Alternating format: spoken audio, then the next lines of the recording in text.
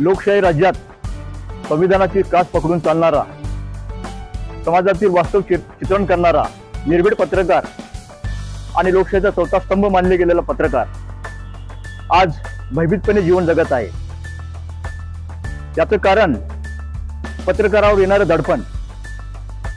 आज 24 न्यूज चॅनलचे संपादक सैफन शेख यांच्यावर काही दिवसापूर्वी तडीपारीचा आदेश जारी करून त्यांना जिल्हाबंदी करण्यात आली।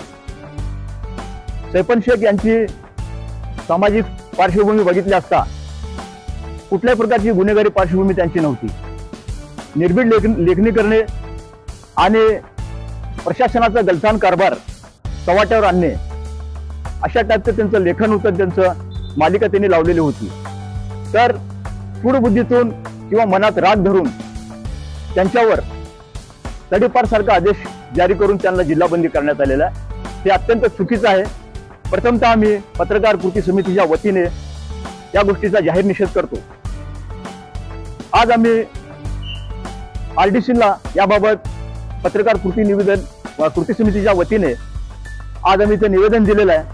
आमचं म्हणणं एवढंच आहे की MD न्यूजचे संपादक सैफन शेख यांना न्याय मिळावा आणि त्यांच्यावर जी तडीपारी आदेश जारी झालेला आहे त्याबाबत गांभीर्याने विचार करून त्यांना योग्य तो न्याय द्यावा अशी आमची भूमिका आहे।